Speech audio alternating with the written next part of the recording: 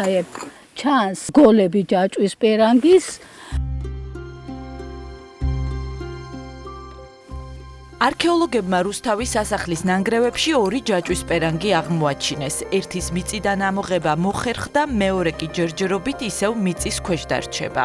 იმედი გვაქვს, რომ მომავალში მოვახერხებთ მის გასუფთავებას და ამოღებას, რადგანაც ძალიან მნიშვნელოვანი არტეფაქტია. არტეფაქტის ამოღებამდე ჯერ კედელი უნდა გამაგრდეს, რომ მუშაობის დროს არ ჩამოიშალოს. ჯაჭვის პერანგი, რომლის დანახვა ახლა რთულია, მიწის ქვეშ დაახლოებით უკვე 10 ან 11 საუკუნეა ინახება. რუსთავის სასახლე მე-19-მე-13 საუკუნით თარიღდება. ამ დროის განმავლობაში ის რამდენიმეჯერ განაახლეს. მიწის ფენებმა ბევრი საინტერესო არტეფაქტი შემოინახა. ეს რისი მარცვლებია? შეიძლება შვრია ან ქერი, ამას სპეციალისტები დაზუსტებით გვეტყვიან და ამ ნაწილში კიდე ჩვენ გვაქვს, აი ამ ნაწილში გვაქვს ფეტვი, რომელიც ძალიან დამწვარია. აი შეგიძლიათ აქ ნახოთ. სავარაუდოდ აქ იყო სათავსო. სავარაუდოდ ეს არის მარაგები, რომელსაც თავისთავად ამ ბინის მეპატრონოები მოიხმარდნენ ამ სასახლის. სასახლე ძლიერი ხანძრის შედეგად დაიწვა. ნამწვის კვალი, იატაკისა და კედლების ნაწილებს საუკუნეების შემდეგაც ეტყობა. ის ორსართულიანი იყო და ამ ეტაპზე პირველი სართულის 7 ოთახია აღმოჩენილი. აი ეს ფილები არის იატაკი, ხო რისი არის ეს? რა არის რა მასალა? ეს არის ალიზის აგურები, როგორც ჩანს, ძალიან მყარად იყო ნაშენი, თუმცა ძელების და მრავალი ხანძრის გამო ეს დაინგრა და შესაბამისად, როგორც ხედავთ, უსწორმას სწოროა. კონკრეტულად ციხის არქეოლოგიური შესწავლა დაიწყო 1959 წელს და გარკვეული წყვეტილებით დღემდე მომდინარეობს. თუმცა პირველად ხდება სასახლის, ასე ვთქვათ, ფუნდამენტური შესწავლა, რამდენადაც ჩვენ მიზნად დავისახეთ, რომ სასახლის შესწავლის შემდეგ მოხდეს მისი კონსერვაცია, ტურისტულ ობიექტად ჩამოყალიბება.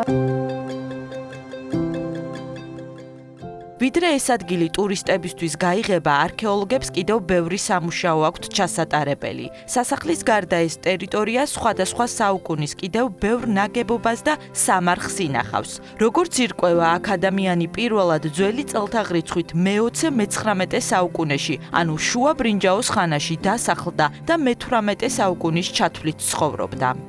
ამიტომ ითვლება რუსთავის ციხე-ქალაქი ერთ-ერთ ყველაზე საინტერესო ძეგლად, რამდენადაც მას შეუძლია ყველა ეპოქაზე მოგვცეს ძალიან საინტერესო ინფორმაცია. ზუსტად ამ ადგილას შუა ბრინჯაოს ხანის ორი სამარხი აღმოაჩინეს. ერთი ძველი წელთაღრიცხვით მე-19-მე-18 საუკუნით, ხოლო მეორე ძველი წელთაღრიცხვით მე-18-მე-17 საუკუნით თარიღდება. არქეოლოგებს ერთ სამარხში ადამიანის ძვლები დახვდათ. ორივე სამარხი სავსე იყო სააღაპე ჭურჭლით.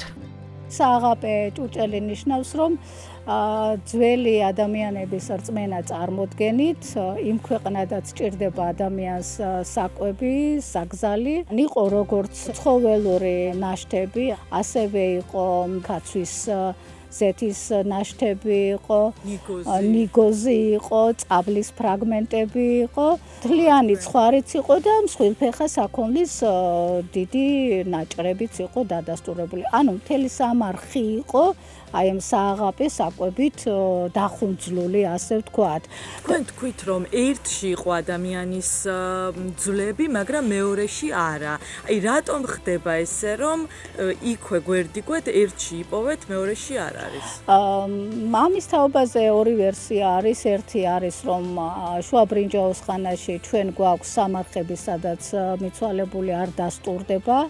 კრემაცია ხდება მიცვალებულის და ფერფლის ჩატანება სამარხში. არის კიდე მეორე ვერსია, რომ შესაძლოა მისი მეპატრონე დაიღუპა სადღაც სხვაგან, მას მოუწყეს სიმბოლური სამარხი. სასახლის ტერიტორიაზე წელს არქეოლოგებმა მუშაობა ივლისში დაიწყეს. აქ აღმოჩენილი ყველა ნივთი ჯერჯერობით ციხის ტერიტორიაზე სპეციალურად მოწყობილ სივრცეში ინახება. ამ ეტაპზე მიმდინარეობს ჯაჭვის პერანგის გაწმენდითი სამუშაოები, ცეცხლმა ნგრევამ ამ ფორმამდე მიიყვანა და ამის გაშლა შეიძლება იყოს დამაზიანებელი, იმიტომ რომ თქვენ თვითონაც ხედავთ, რომ აქ არის საკმაოდ დიდი ბზარები. ამიტომ ჩვენი მიზანი მაინც იქნება, რომ როგორც მოგვიხერხდება, ისე მოხდეს აი ამ ჯაჭვის პერანგის გაწმენდა. მუზარადიც არის. მუზარადის არის აღმოჩენილი, კი ბატონო, რა თქმა უნდა, შეგვიძლია. ეს რა პერიოდია? მე-19 საუკუნის მუზარადზე არის საუბარი, რომელიც ასევე არის აღმოჩენილი სასახლის მე-6 ოთახში. სასახლის ტერიტორიაზე არქეოლოგიური გათხრები რამდენიმე დღეში დასრულდება და გაზაფხულზე განახლდება. აქ აღმოჩენილი არტეფაქტები კი რუსთავის ისტორიულ მუზეუმში დაიდებს ბინას.